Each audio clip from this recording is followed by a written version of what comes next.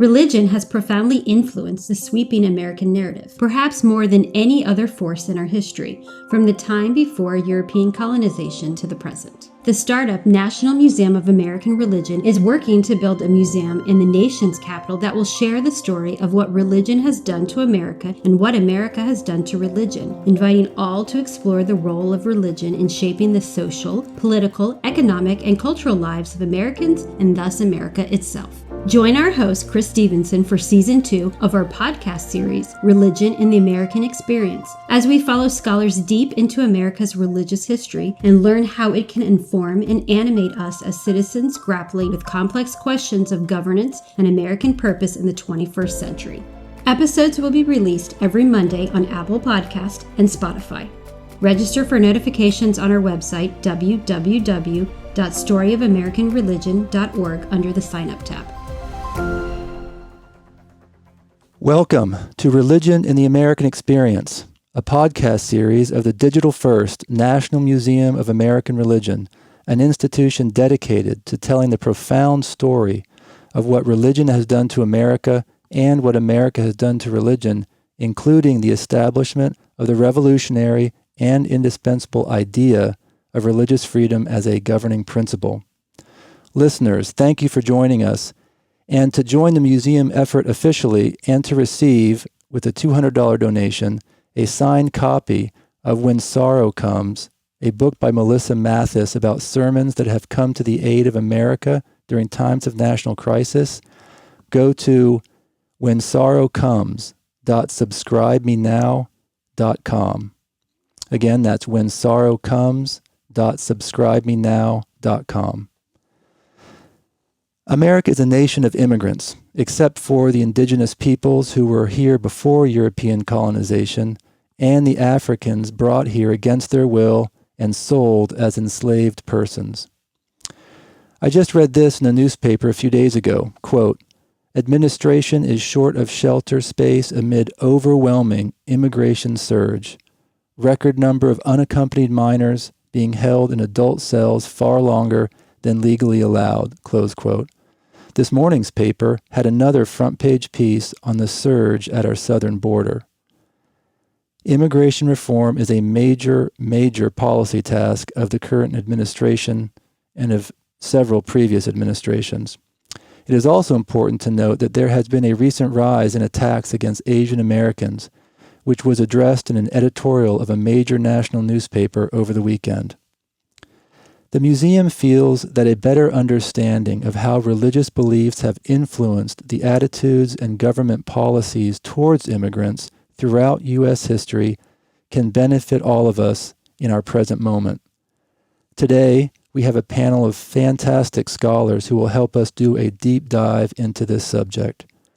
Melissa Borja, Assistant Professor in the Department of American Culture at the University of Michigan, and author of the forthcoming book, Follow the New Way, Hmong Refugee Resettlement and Practice of American Religious Pluralism.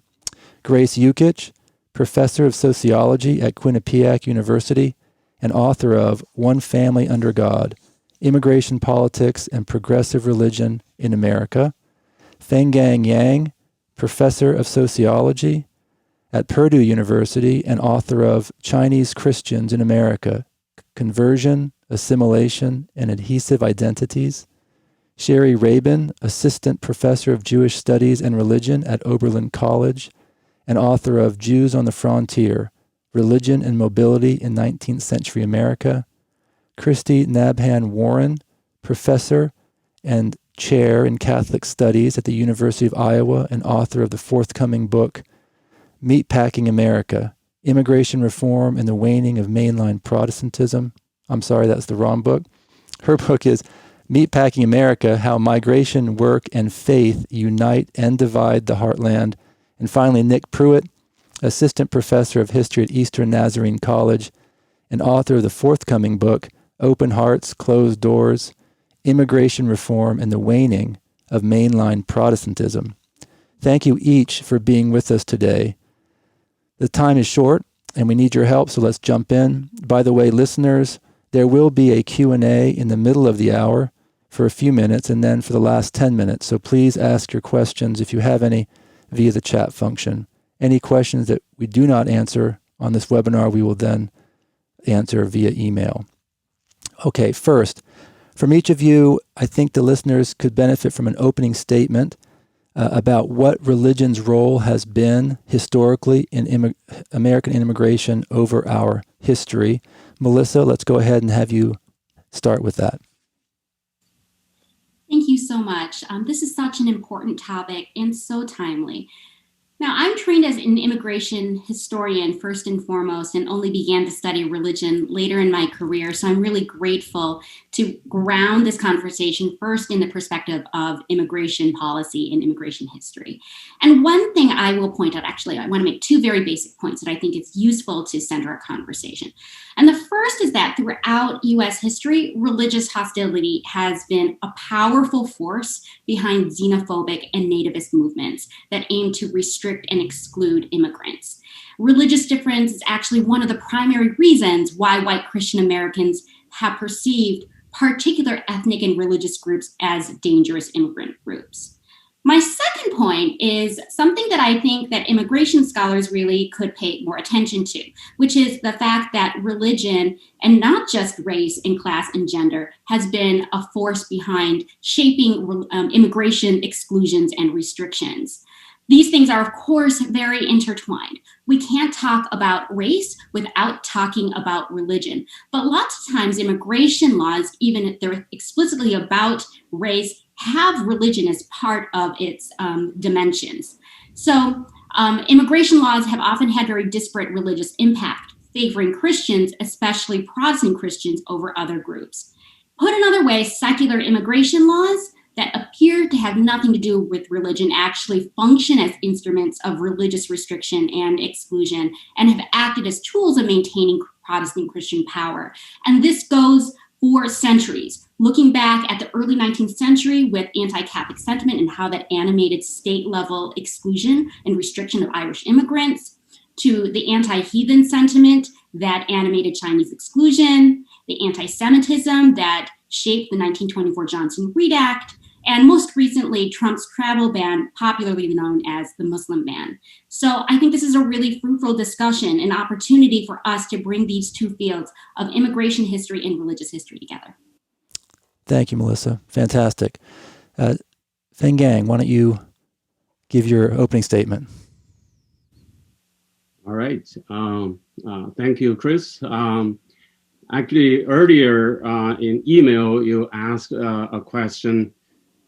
What are some stories that we tell ourselves about religion and immigration that just do not square with the historical record?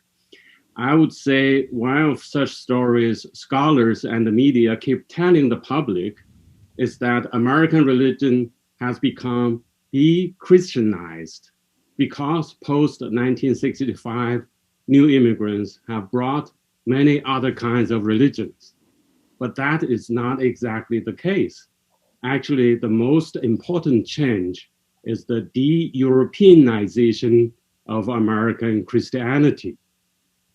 The word de-Europeanization may lead some people to think about the fact that Christianity has shifted to the global south. But that has indeed happened, but that's not what I mean. I mean Christianity in the US has substantially diversified in terms of race and ethnicity. It is no longer a religion only among European or white Americans. The majority of the new immigrants since 1965 are Christian. Not only are most immigrants from Latin America either Catholic or Protestant, but Christianity has been the largest religion among most of the Asian American ethnic groups as well. The Pew Research Center conducted a survey of Asian Americans in 2012 and found that among Koreans in America, 71% are Christian. Among Japanese Americans, 38% are Christian and only 25% are Buddhist. And among Chinese Americans, 31% are Christian and only 15% are Buddhist. Altogether, among the survey respondents of Southeast and Southeast Asian Americans, there are 42% Christian, 14% Buddhist, 10% Hindu, and 4% Muslim. In fact, Christianity is also the largest religion among Arab Americans. Nearly 2 out of 3 Arab Americans are Christian, and only 1 in 4 are Muslims. Why does this matter? It matters because misperception can lead to xenophobia and anti-immigration sentiments. The fact is that many new immigrants are Christian, and American Christianity has become diversified in race and ethnicity. To borrow a racist term, we may say that American Christianity is raced. Okay, thank you. Very important point you make there. Dr. Pruitt, Nick Pruitt, why don't you take the floor for 3 minutes? Thank you, Chris, for the invitation. And I think I'm going to borrow from Melissa's intro. She mentioned she was trained as an immigration historian and then picked up religion. I had kind of the opposite experience. I was trained as an American religious historian, and then when I got in my dissertation, picked up the immigration historiography along the way. And of course, now that's enough to qualify me to teach an immigration history class at a small liberal arts college. So basically, I'm still a student of American immigration history, and it's a pleasure to be on this panel and to learn from everyone that's here. Your first question was how we perceive religion's role in American immigration over the course of the nation's history. And I think for me, it's two-layered. One is the way that religion has helped cultivate identities and even generational awareness among immigrant groups that have come to the nation, and have helped really sustain communities, provide a sense of identity and even networking, as immigrant groups acclimate to a new society and culture. Most of my research looks at how receiving cultures and societies respond to immigrants, and my forthcoming book looks at primarily white mainline Protestants and their responses. And one thing that I see there from that history is, and how that element of the receiving society responds, is that religion is central to how they interpret migration, especially how they interpret diversity or pluralism in America. And it's as we historians like to say, it's complicated. And one thing I've noticed is mainline Protestants in the 20th century differentiate between different types of diversity. They, at least more liberal voices, are fairly open in the mid-20th century to cultural diversity. And they really latch onto that idea of being a nation of immigrants. But when you put religious pluralism on the table, they tend to back away, even the more progressive liberal voices, because they are still, like Melissa said, really locked into that vision of the nation being a Protestant Christian nation. And even in my research, more liberal mainline voices are still very much attached, holding on to that goal of maintaining a Protestant identity for the nation. Okay. Thanks, Nick. Sherry, why don't we turn to you? Thank you. So I think of immigration really as being about people from varying backgrounds around the world coming into contact and encounter with the U.S. state and the American population, right? And so religion is a factor on both sides of that equation. So on the one hand, religion can be for immigrants a motivating factor.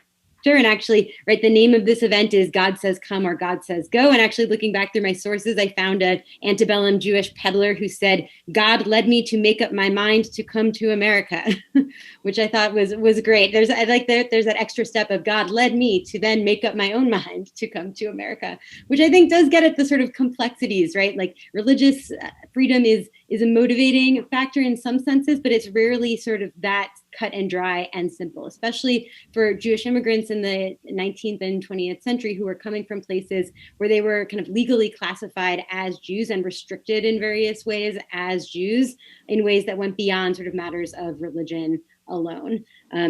And of course, for many immigrants, religion also was a disincentive for going to a new country, because there was an awareness that it might be challenging to live out a religious life as you understood it in a new place.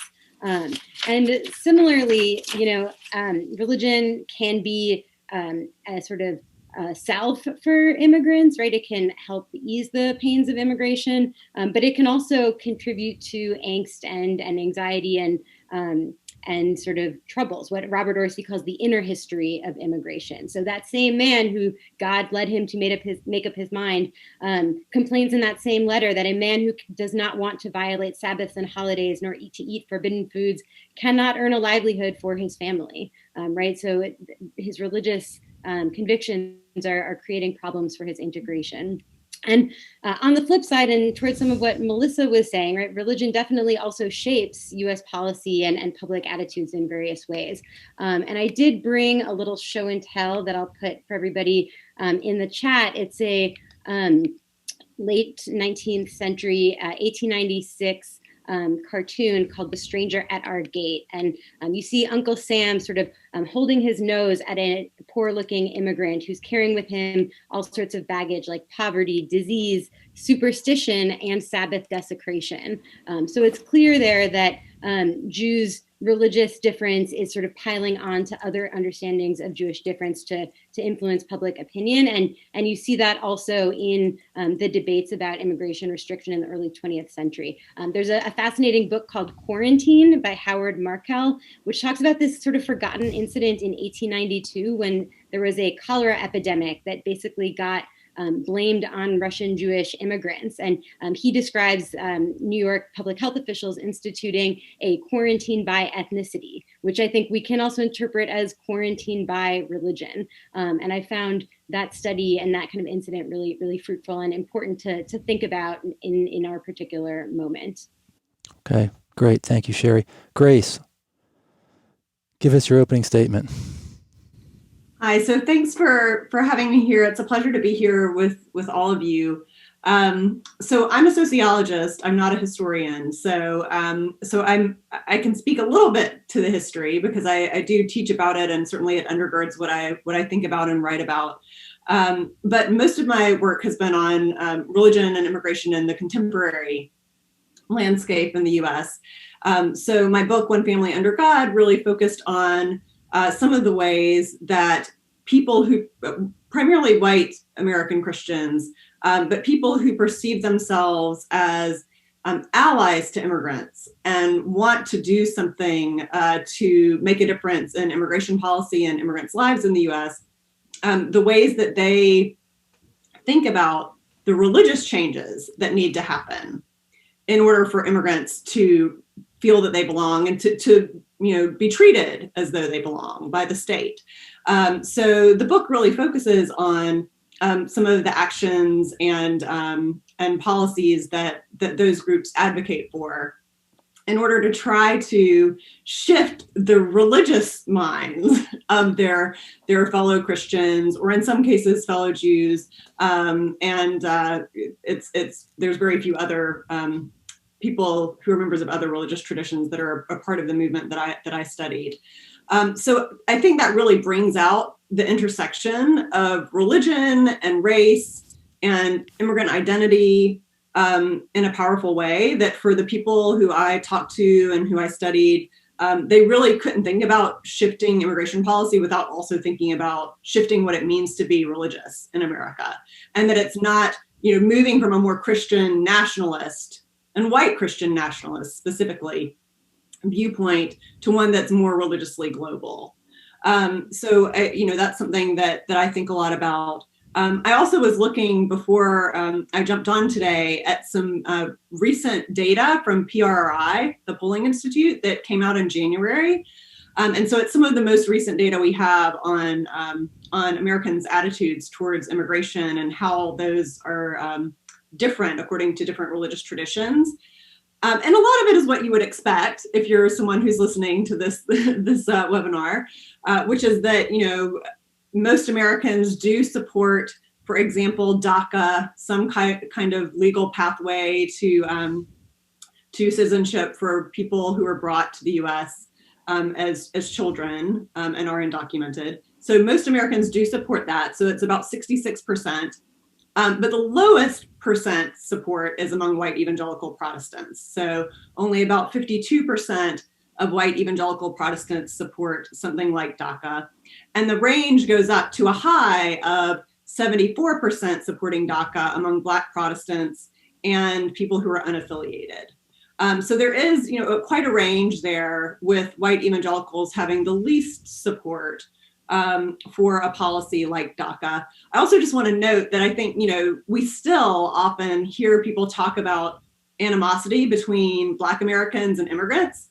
And while certainly there is some of that, Black Protestants were the most supportive of DACA, not the least supportive, the most supportive, right? So I think that's something really important to note. The other thing I wanted to raise that I thought was interesting is that in terms of opposition to the border wall, which was a major component of Trump's policy, right? And that Biden has said he's going to oppose and to undo. Certainly white evangelicals were the most likely by far to support a border wall compared to other religious groups. But what I found interesting is that Hispanic Protestants, so they do divide it out by Hispanic Protestants, Hispanic Catholics, white evangelical Protestants, and Black Protestants, and white mainline Protestants as well. But Hispanic Protestants were really different from Hispanic Catholics in their support of a border wall. And in fact, they were much more similar to white Christians who were not evangelical. So I think it's really important to think about, again, the ways that religion and race intersect, right? That it's not just about whether I'm an immigrant or someone, in my family's recent history was an immigrant. It's also about what is my religion? What is my religious community, and how does that shape the ways I think about these issues? Okay, great. Thank you, Grace. Christy, you're going to have the last word on the opening statement. Boy, it's really hard to go last after all these brilliant colleagues here. Thanks so much as everyone said, thanks so much for the invitation to be here today, Chris. Yeah, so my training is in religious studies, and I've been trained in the history of American religions and also the ethnographic approaches. So my methodological home is really in the ethnography of religion. So I identify more as an anthropologist of religion. And when I think about genealogy and sort of like where we are as scholars, how we got interested in what we do, I always ask my students, so what led you to your major? I think for me, growing up as the granddaughter of immigrants from the Bekaa Valley in Lebanon, they were Maronite Christians, they were Arab. I think I've always been fascinated from the time I was a little girl with those intersectionalities of work. Most of my relatives worked in the steel mill, Bethlehem Steel, the various steel mills in Gary, Indiana. So I've long been interested in those what we call today intersectionalities, or that messiness, if you will, the complexities of individuals' identities, right, as migrants, as religious people, and then their work identities. And so I've always tried, I think, from a very young age, try to understand that. So my undergraduate thesis project, many years ago, was I interviewed all my great aunts about what it meant to be a Lebanese Christian woman. And, I think that was sort of my first foray into it. And so as an ethnographer, no matter where I've lived, I've always tried to tap into the local community and to really see what's going on to understand it. Currently, I live in Iowa, and when I was thinking about, where I saw some interesting things happening with migration, again, the intersectionalities of migration, work, and faith, it's very much in rural Iowa, in the rural Midwest, and migrants from the Northern Triangle, El Salvador, Mexico, and Guatemala, and then we have Congolese, Sudanese, Somalians, Burmese. We don't think of rural America as sort of a hotspot for what I would call, the new immigration, what some sociologists are calling the new immigration. But rural America, what I've discovered as an ethnographer doing this work here for about the past 7 years, is just a fascinating blend. And several of my colleagues here talked about the complexities. I'm really interested in what my sociologist friends would call sort of the host communities. And so what I have been very interested in the last 7 years in understanding sort of white ethnic Catholics, like German, Irish Catholics, and Czech Catholics, how are they waking up to the reality that their church community is very much a changing community. So they're very much a small minority. And so I'm really interested in understanding, I'm really curious about what happens in Catholic parishes and Protestant churches too, when you have large refugee and migrant communities coming in. And it's not always pretty, right? And so what I'm trying to do is to really, as a scholar, trying to push back against sort of those hot take tropes that we see in the media. I have found that indeed racism is obviously very much alive and well. Most of my white interlocutors, Iowans, did vote for Trump. But when you dig beneath the surface, these folks are also very conscientious about those feelings. They feel self-conscious. They're also really happy to see these newcomers in their towns, and they're really happy to see the downtowns revitalized. So it's a really complicated relationship. And one of the things I try to argue in my forthcoming book is I don't think anyone feels completely at home in the rural Midwest. I mean, the refugees and migrants don't, from the places that I've mentioned, nor do the white Iowans and white Midwesterners. And so I'm trying to understand what home means. And I'm trying to understand, to really dig beneath those intersectionalities. And my field sites for this new book project that's coming out this fall is, I did field work in a couple meatpacking plants in Iowa, one pork and one beef, and did a lot of interviews there. And you also see sort of the work of religion, as David Chittister has called it, sort of the work of religion in these places. A lot of my Catholic interlocutors would wear scapulars or rosaries, would have tattoos that would really get them through the difficulty of work. Several of my priest friends in Eastern Iowa would literally, they were the ones I had the tours of the meatpacking plants with, at least the Tyson plant. And so I see activist priests who are really trying to make their religious spaces more inclusive and really trying to navigate the very delicate realities in their own parishes without distancing the whites, but also being very welcoming to the newer comers. And so I'm very much on the ground these days, but as the very best ethnographers and sociologists, what we do is we want to contextualize that historically. Right. So I really appreciate what my historian colleagues are saying here. But yeah, I feel like I'm very personally invested in this story because I'm part of this story as the granddaughter of immigrants, and trying to always understand what it means to come to America, what it means to stay, and the role that religion has played. And I think it's very complicated. And so I'm trying to get at that complexity in my work. So. Okay, thank you. So now we have listeners we all are grappling with the immigration that's happening in America. Some of it is in crisis mode on the southern border. Other parts of it are not in crisis mode, but there's immigration happening all over, as we've heard.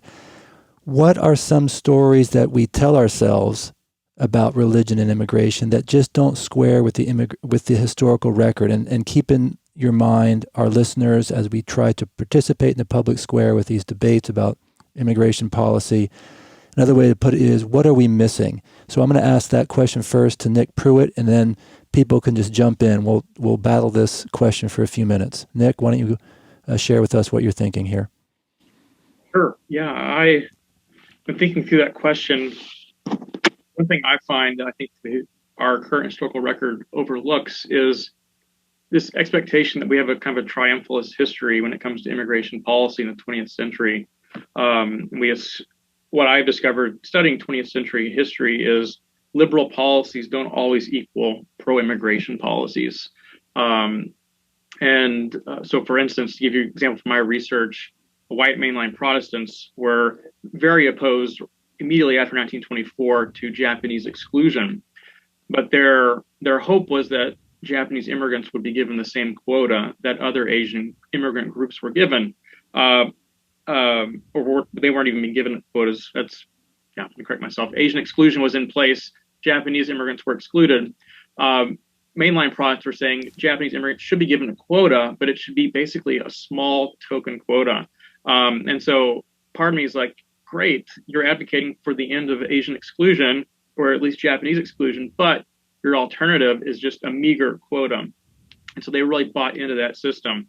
And even further in the 20th century, when we get to the 1965 naturalization immigration law and that reform, it's always seen as like a hallmark of the 20th century. the reality is, though, it's one of the first pieces of federal legislation to begin to set a quota or restriction on Western Hemispheric immigration. And my subjects, these mainline Protestants, completely missed that. And it speaks to a major blind spot in their advocacy for Mexican Americans. They did not see how that 1965 reform actually began to put restraints and limitations on how many Latinx immigrants could come into the nation. So yeah, I think my contribution or challenge would be to rethink policy in the 20th century in particular, and how policies that are maybe advocated by liberal voices often have unintended consequences and are not always as progressive as we think. Thanks, Nick. Anybody else join in? Other things to offer? Things that are missing in the conversation? Sure, I'll jump in for a second. So in my most recent book, it's an edited volume called Religion is Race, Understanding American Religion in the 21st Century. And there's a chapter in that by Reese Williams that talks about some of the dominant ideas about religion and politics in sociology. So he talks both about civil religion, Robert Bella's concept of civil religion, and also about Robert Wuthnow's concept of the restructuring of American religion during the 20th century, and the ways that our stories about those things change if we think about religion as race. And I want to just focus for a second on Bob Wuthnow's argument, because this idea that the big story of 20th century American religion was this restructuring from a kind of denominational model to something that was more like liberal Christianity and conservative Christianity, right? That really fell along political lines. It's a really compelling argument. It made people think differently about religion. It's held a lot of sway in sociology, and I think it has a lot to offer. But what Reese really points out, and what I think is relevant here regarding immigration, is that it's really more a story of white Christianity, right? And that often immigrant Christians and Black Christians as well don't really fit into those categories as neatly of religious right and religious left, the way that we often think about those categories in public life.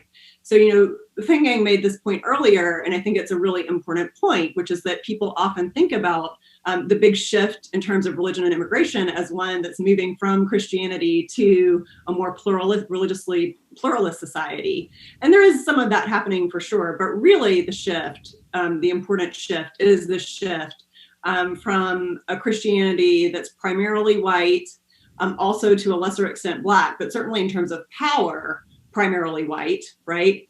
To a much more diverse American Christianity that really challenges what has often been treated as a default form of Christianity in America that's just very white in both its race and its culture. So I think that's one of the biggest stories that I feel like we've been missing in recent discussions. Great. I'll also add a myth that I think is important to sort of raise up is sort of how within religious communities that have immigrant pasts, Libby Garland talks about a sort of myth of the good immigrant, right? That the we came here the right way narrative. And she authored a really important study called After They Closed the Gates, which is about Jewish illegal immigration after 1924, right? Which Jewish illegal immigration, to my students, always sounds confusing because that's not the image that we have in our mind. And Garland shows convincingly that that's not an accident, that we have forgotten this very robust history of, on the one hand, actual Jewish, clandestine, subversive migration, and also a sort of deep association in the public imagination of Jews with illegality and illegal immigration. And so there was this kind of willful forgetting of this older history that can have really troubling consequences, right? It can sort of blind particular communities towards empathy or solidarity like later immigrant communities. And it also places the burden on migrants themselves, right? Rather than the state that creates the laws that then are broken.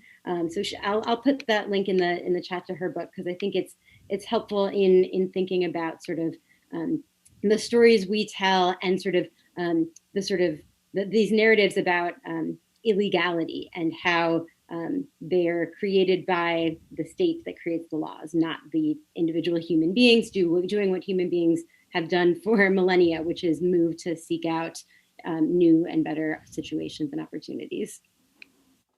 Great, thank you. Yeah, let me say a few more words.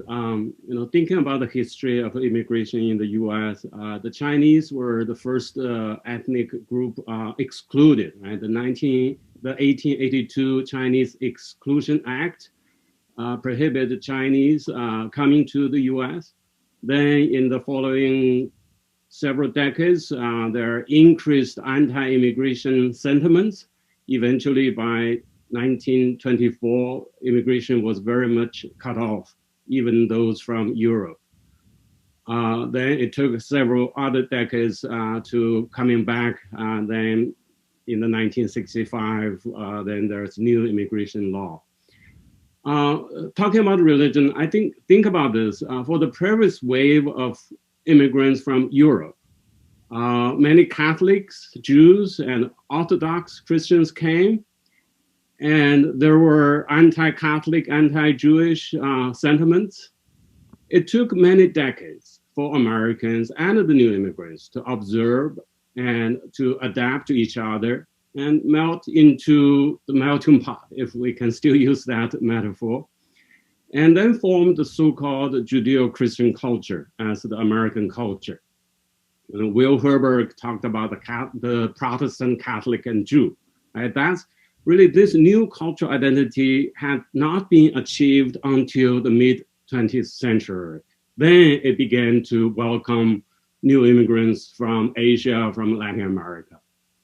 And for the new immigrants from Asia, it is true that Buddhism, Hinduism, Islam, and many other Asian religions are probably much more strange to most Americans.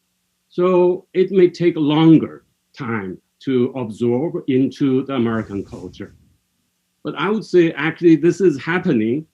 We find, that I was lucky to be part of two major projects in the 1990s on new immigrant religion, one led by Steve Werner at the University of Illinois at Chicago, one led by Helen Rose Ebal at University of Houston. We find that almost all of the new immigrant religions are adapting to the Judeo-Christian culture by, for instance, adopting the congregational form of religious communities and opening up to welcome native-born Americans and other ethnic people to join their congregations. So change, I guess, is the most important characteristic. Immigrant religions are changing and American religion is overall changing, but that change is, we still see the American culture evolving. We do need to think about the phenomena of de-Europeanization of American Christianity as the major characteristic of the culture now. Great, thank you. Melissa, it looks like you have something to say. Yes, and it actually dovetails nicely with what Dr. Yang said.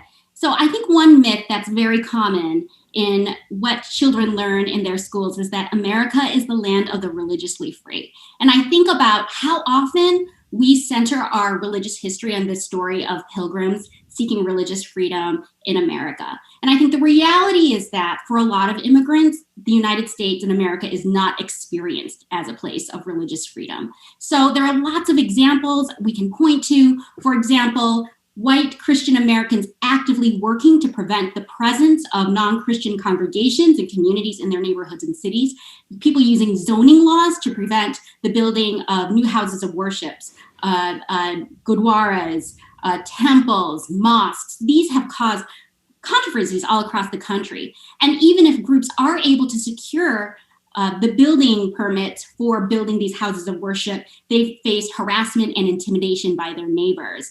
One example in Sayreville, New Jersey, for example, found that a temple had Get Out Hindus and KKK spray painted on their building. So this is a really big part of the story that we need to lift up. It's so concerning to some immigrants that among refugees, the group that I study, they have been actually documented as saying that they have been hesitant to accept offers of resettlement in the United States because they worried that they would not be able to practice their rituals in America. So that's serious. And I think we need to disabuse ourselves of the fiction that America is the land of the religiously free. Yeah, I'd love to pick up on what Melissa just mentioned. I've seen that on the ground in just my own field work.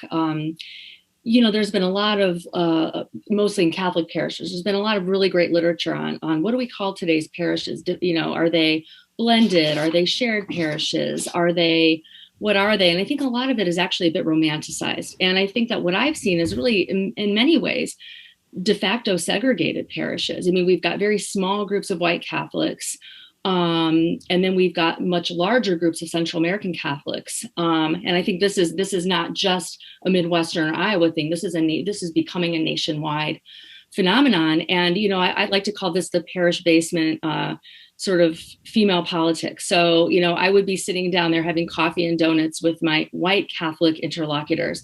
And then some of my Latina friends would come down and we would start speaking in Spanish. And the white ladies would just sort of give me that side eye look like, hey, what are you saying?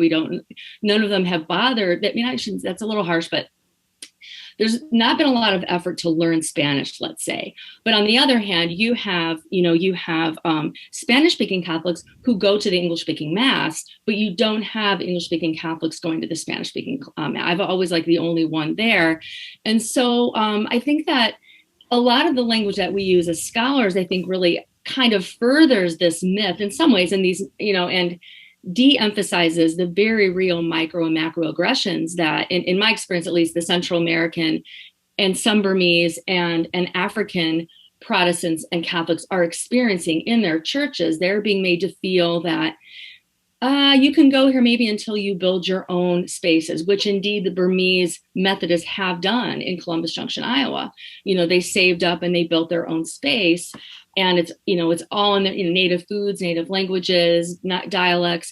And so I think that we need to really reckon, there's a reckoning that we need to have with, and what we've done as scholars, and I'll include myself, to sort of how are we furthering this myth of sort of the good white Christian and sort of the welcoming and the hospitality. I've seen it in action, and I'm trying to, again, tease out those complexities, kindness and hospitality, but yet, what are you doing in our basement? We're still here drinking coffee and you're sort of an interloper. And so, yeah, I've seen the pained expressions on these women who are being told that you don't belong here. Wait until, after your Spanish speaking Mass is over. And I see the pain. There's a lot of pain that is experienced by migrants. So, yeah. So thank you. Yeah. Thanks for that. Let me pause here and ask a question from one of our listeners, our attendees, and anybody can answer it. I'll read it here. For those who study how congregations or religious communities think about and respond to immigration, what seems to make the difference between, say, a Catholic parish that is welcoming to immigrants, especially in policy matters, and one that's not? What makes the difference for a mosque, a synagogue, or a Protestant church that is or is not pro-immigrant? I'm happy to try to say a little bit. Because the movement that I studied, the New Sanctuary movement for my first book, did involve, congregations that were sort of trying to take steps to become more welcoming to immigrants. Or I think they would use maybe a different term, the ones that went so far as to join the movement. They really saw themselves as trying to kind of lift up voices of, because the language of welcoming, I think, can be a little disempowering, right? Like we are here letting you in. Aren't we so nice? And instead, the way that they typically tried to talk about it was, immigrants are here. They're already doing amazing work. They're already doing amazing things. They're important members of our political and religious communities. We're just using the power and privilege we have to try to amplify their voices, right? And so, I think it depends on what you mean by welcoming. I think, for some churches, what welcoming means is, well, sure, you can come and attend our church. And, everybody, as Christy said, everybody will be very kind to you. Nobody's going to, call you names or tell you, go back to Mexico or learn English or whatever. But we're probably not going to change anything that we do, right? This is how it's done here. And we're probably not going to actually change anything to make this a community that actually represents you and where you belong. So I think, there's really a range. There's communities where you will see a lot of anti-immigrant openly hostility potentially. And then ones that are really trying to say, like, it's not about us, we're trying to amplify immigrant voices. And then there's the ones in the middle that, are doing kind of traditional hospitality and kind of kindness approaches, but maybe not really willing to shift their own practices and cultures to really be more inclusive of immigrants. Anybody else want to help answer that question? Melissa, it looks like you're about to say something, or Christy. Go ahead, Melissa. Yeah. Well, a lot of my research right now is on anti-Asian racism during COVID. And I think there's a really interesting movement among activists to identify the relationship between Christian nationalism and xenophobia and xenophobia that is converging in a very toxic way, that is contributing to harm against Asian Americans. And so one thing I think is really powerful is for religious institutions to explicitly name the harm that they might be complicit in. So there is an effort, for example, by Lucas Kwong at CUNY to identify all of the Christian churches that have been a home for politicians who have been active in using stigmatizing rhetoric that associates Asian American people with coronavirus. And I think that's a very interesting thing. To what degree should religious institutions take a stand and identify the ways in which they are upholding xenophobia, xenophobia, and Christian nationalism in these very complicated ways? So this is a roundabout way of saying one thing that religious institutions can do to show their welcoming is to explicitly condemn racism and explicitly condemn xenophobia. And unfortunately, a lot of religious institutions are completely silent on the issue. So there's clearly room to grow. Thank you, Melissa. Christy? I would love to just amplify, just to add to what Melissa has said here, and Grace as well. In my experience, it's when the leadership really takes a strong action. So there's a fairly new bishop in the Diocese of Davenport, Bishop Zinkula, Bishop Z, as he prefers to be called. And Bishop Z is very much into immigrant rights. He has done accompaniments to ICE check-ins. He does, regular volunteer at the local worker house here in Iowa City. So he's really showing that praxis, but he's telling and he's showing.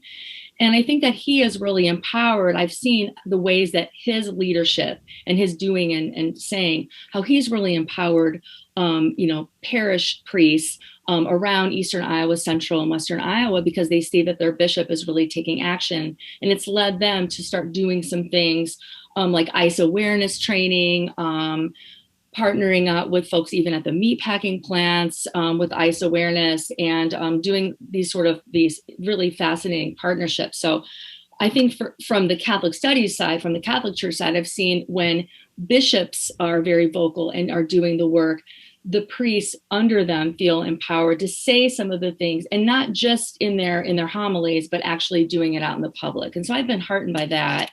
In the last 5 years, there seems to be a real uptick. So, okay. Yes, Sherry. Yeah, just to add from the Jewish perspective, there has been sort of efforts. One of the myths maybe to dispel about Jewish immigration is that it only happened around the turn of the 20th century. It happened before, and it has been happening since. And there have been like efforts among Jewish congregations to welcome and resettle, for instance, Soviet Jewish refugees in the 80s and 90s. I think that history kind of still has to be written. There are also more recently congregations kind of sponsoring non-Jewish refugee communities. I'm sure not all of those programs are perfect, but the other thing I just wanted to mention is that for some, right, that this can also make some congregations vulnerable. Just to sort of flag that the attack in Pittsburgh was linked to the Jewish congregation Eitz Chaim's support for HIAS, formerly the Hebrew Immigrant Aid Society. So there are sort of risks for Jewish communities, although I haven't seen any signs of any abating of that kind of activism on their part. Thank you, Sherry. Let's go. Nick, did you want to say something?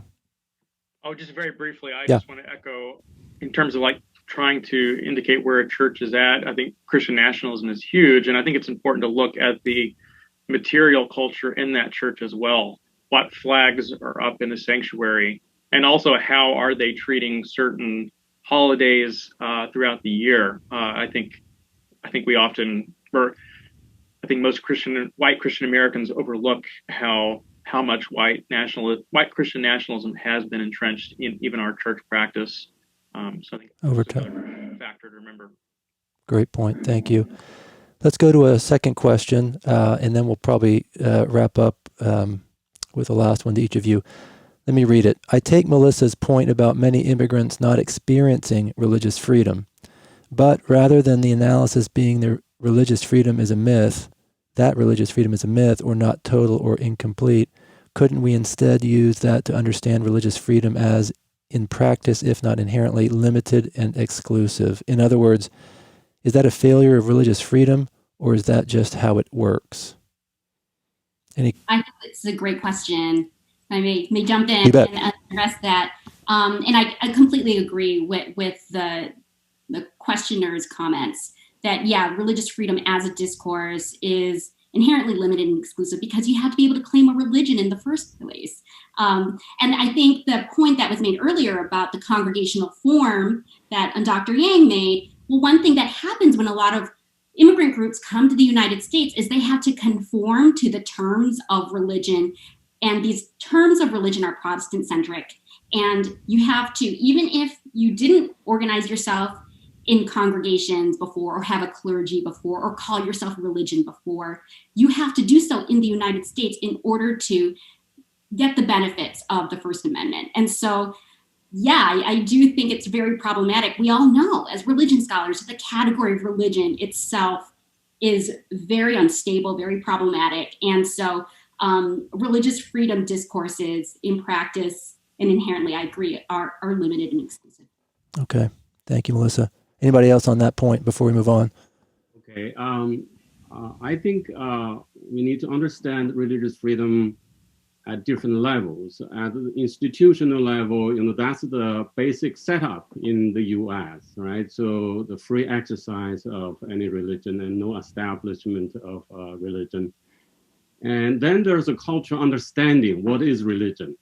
I think many immigrants and refugees, when they are from a country that's underdeveloped and coming to the U.S. is also a process of adapting to modern life or even postmodern life from a, before industrialization, before this modern political institutionalization.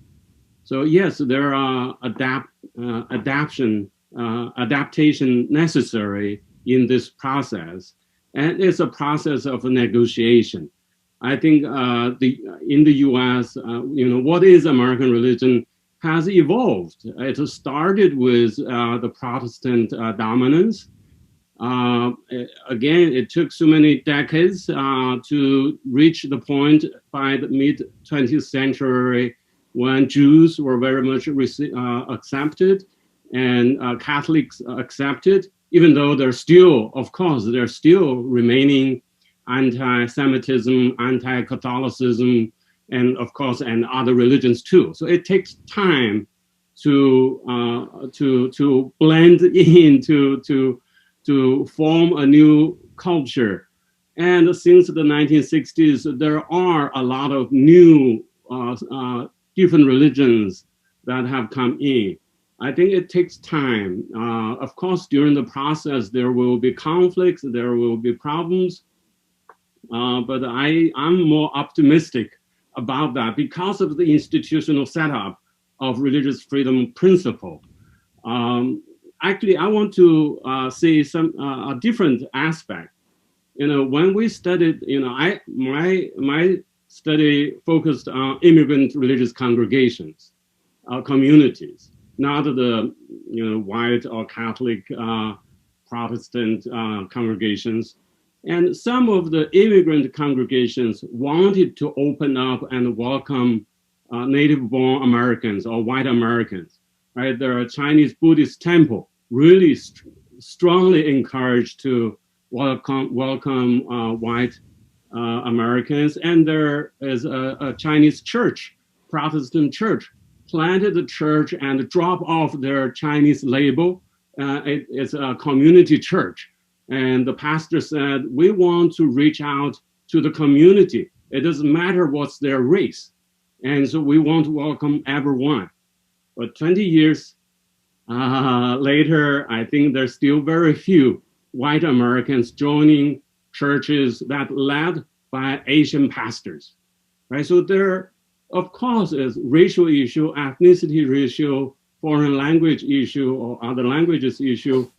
I don't know how long it would take for white American Christians to really open up to seek their religion freely, rather than stick to those white congregations. Thank you, Feng Yang. I want to introduce a question that wasn't in the narrative, but that it has occurred to me, and we can go over a little bit on this. And that the broad question is, what role does religious doctrine play over the course of American history in how Americans look at immigration? And I ask that from a personal standpoint because the particular faith to which I belong has a doctrine that basically says whoever comes here to America is here by the hand of God. So that's a pretty powerful doctrine. How it flows out of me or any member of the church I belong to into the public square is a personal matter, how it's processed through an individual. But it brings up this idea of religious doctrine and its influence on individuals' reaction to immigration. Any thoughts on that as you've looked over history, or Grace, as you study contemporary issues? Any thoughts on religious doctrines and their influence on immigration? I mean, I would say that contemporary data show that it's not the main factor in determining how most religious people think about immigration and immigration policy, certainly. So, for example, there's been several times that the Pew Research Center has asked people about different issues in the public square and the extent to which they think of it as a religious issue or not, basically, whether their religion impacts how they think about that issue. And each time, usually, about half of Americans say that their religion determines how they think about same-sex marriage and abortion, but only about 10% say that their religion really shapes their views on immigration. So most Americans do not see immigration as a religious issue in terms of their politics. The data show pretty clearly now. So that's not to say that doctrine doesn't matter for some individuals. I think it does, but I think there's a lot of different doctrines that religious groups have, and people choose which ones actually end up shaping their politics and which don't, right? And so for most Americans, the religious doctrines, welcome the stranger in Christianity, for example, it's, and also in Judaism, right? It's in scriptures so many times, but that's still not something that impacts most people's views of immigration. So Okay. some of the brands about the perspective.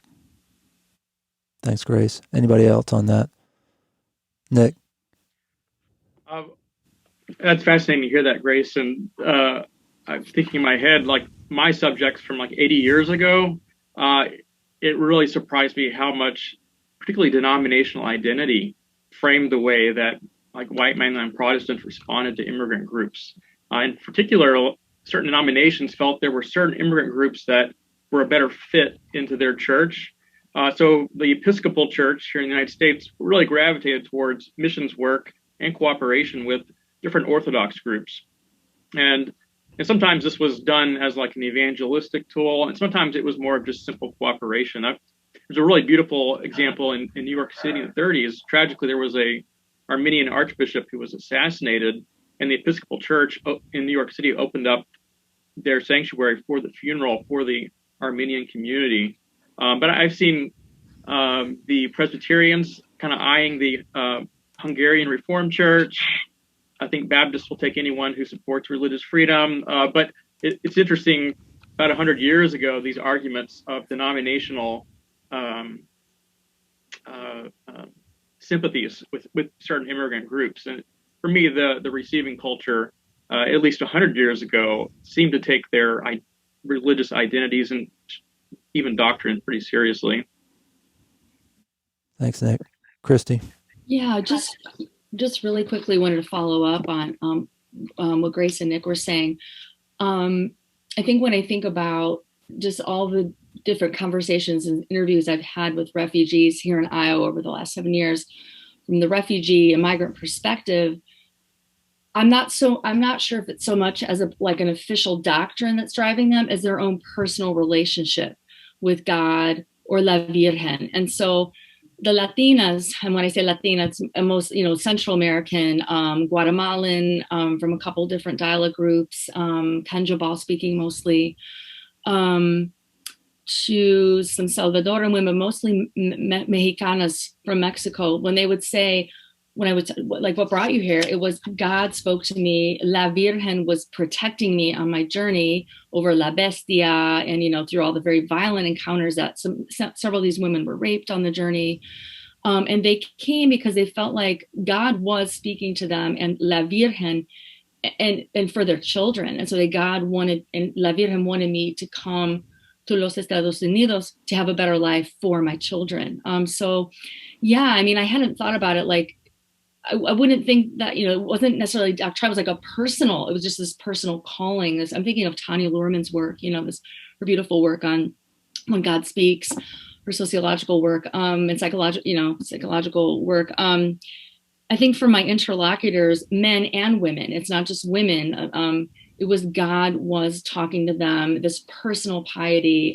Some of them had some visions, dreams, but they felt like she or he were speaking to them. So, yeah. Fascinating. So we have our listeners who are staring at their TV screens, probably not TV screens, phones, looking at the newspaper perhaps, and they're wondering how to participate in the public square with immigration issues. What can they take from the historical record that can help them today? And anybody can speak up whenever they want. This is the final question. How can history help? And we've mentioned a lot of these things, but here at the end, let's coalesce, let's distill some of the most important things from the historical record that can help the historical, religious, and immigration record.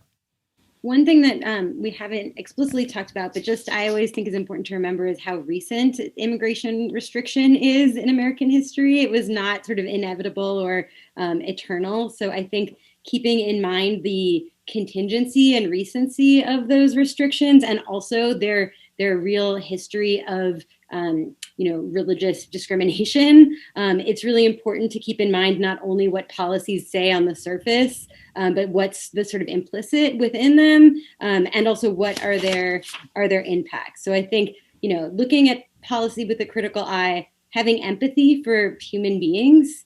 And then the other thing that I think is important too is to think about, apart from this question of whether and how to welcome immigrants. Like, what kind of country do we want there to be for immigrants when they get here?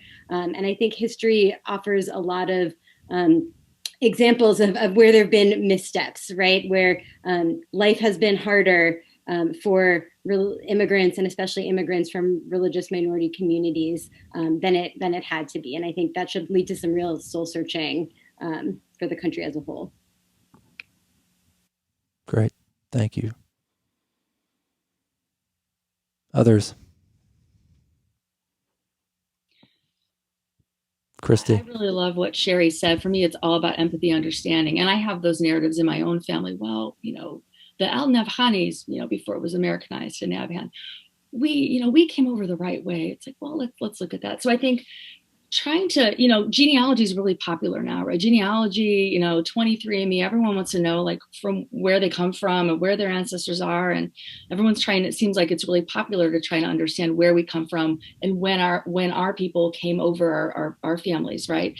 And so just trying to think about perhaps one's own family history and perhaps why they came, for economic prosperity, maybe for religious freedom, and trying to understand just that this is part of the human condition, wanting to come over to better your children's life, your economic prosperity for your family, and maybe doing some soul searching, as Sherry put it, like, why did your family come over? Okay, yeah, that sounds a lot like, and that's precisely what I would have conversations with my white Iowan church ladies. Well, yeah, that sounds a lot like the Latinas I was just talking to upstairs, So I think that empathy is I think a really important thing. Yeah. Great, thank you. Feng Yang, any final words from you? Yeah, I would like to re-emphasize what Melissa, Christy, and everyone said. This Christian nationalism at this moment perhaps is something we really need to take very seriously. And the combination of conservative politics and religion, when that merged, actually that alienate many people. Many people leave the church. So there's a rapid increase of religious nones, those who have no religion, no religious affiliation. So I think race is a big issue to deal with. And those both church leaders, church members, and non-religious people all need to think about this, deal with it. Okay. Thank you. Melissa, any final words on this? So I freely acknowledge that I've been kind of a downer throughout this entire conversation. I own that, but I do want to close with a somewhat optimistic note. On one hand, we know that religious beliefs, communities, identities can really intensify opposition to immigrants, but I also want to highlight how religious commitments can intensify a willingness to include, accept, welcome, serve immigrants. And I study refugee resettlement. Refugee resettlement has always been unpopular throughout US history. And in fact, if you look at opinion polls, it has become even somewhat less unpopular. So if you think things were bad in 2015, it was actually worse in the 1970s with Southeast Asian refugees and worse with Jewish refugees. So my point is that in 2015, we saw lots of people voting in politicians, supporting in politicians who were rabidly anti-immigrant and anti-refugee. At the same time, we saw people showing up at the airport and protesting the travel ban. And this is moving later to 2017, but we saw lots of people really standing up for immigrants. And so I think we need to remember that religion can really intensify either impulse, an impulse towards inclusion or an impulse towards exclusion. And immigration has always been a bifurcated topic. Americans have always been split on this issue, and religion can intensify that split. Great, thank you, Melissa. Nick, Grace, any parting words before we end? I would just echo what Melissa said earlier. And Melissa said, well, one thing, right, that religious communities can do is to be really explicit about being pro-immigrant, right? And to really make that very clear. So I think at the very least, having a conversation in your religious community about these issues and being really explicit about your support for immigrants and of immigrants, that's a minimal step that religious communities can make. And don't get me wrong, I understand that for many communities, it does feel very radical to do that. And, Sherry mentioned earlier that especially for more marginalized communities, it can actually pose a risk, right? But at the same time, I think that's one of the most important things that religious communities can do. Thanks, Grace. Nick? I'd just like to say that I think I would encourage people to dig into the history of their religious tradition, and I feel like there's a lot untapped there. And just kind of an example in my research, I mean, there's a long history of refugee resettlement after World War II, and unfortunately, there was a lot of failure in the 1930s with the need for Jewish refugee resettlement, but particularly like Christian communities in the United States were discussing these topics and oftentimes failed, but did make attempts. And I think that history is a very rich resource for today. I don't think we're necessarily in uncharted waters, and we have precedents that we can go back to, good and bad. I think there are definitely historical threads of justice and compassion in all religious traditions and the way they treat immigrants. But we also see some very dark history as well. And I think we just encourage people to dig into their own tradition's history and see what resources are there. Thank you very much. We have been listening to Melissa Borja, author of the forthcoming book, Follow the New Way, Hmong Refugee Resettlement and Practice of American Religious Pluralism. Grace Yukich, author of One Family Under God, Immigration, Politics, and Progressive Religion in America. Fenggang Yang, author of Chinese Christians in America, Conversion, Assimilation, and Adhesive Identities. Sherry Rabin, author of Jews on the Frontier, Religion and Mobility in 19th Century America. Christy Nabhan Warren, author of the forthcoming book, Corn Belt Religion.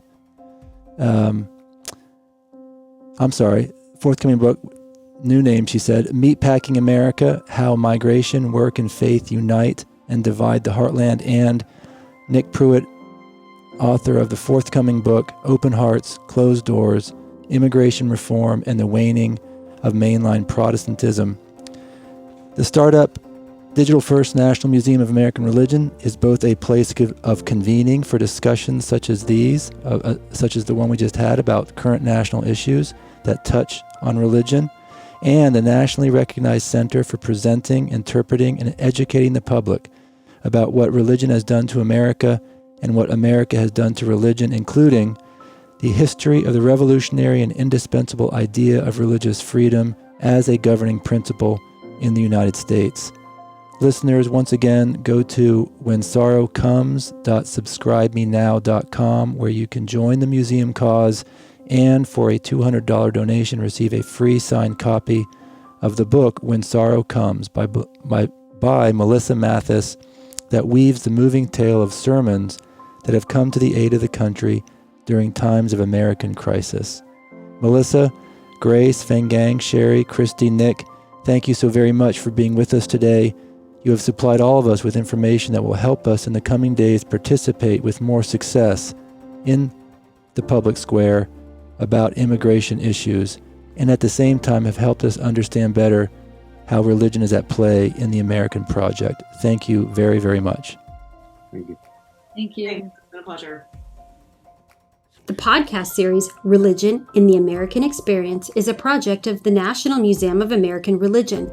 Episodes are released each Monday on Apple Podcast and Spotify. Register for notifications on our website, www.storyofamericanreligion.org, under the Sign Up tab.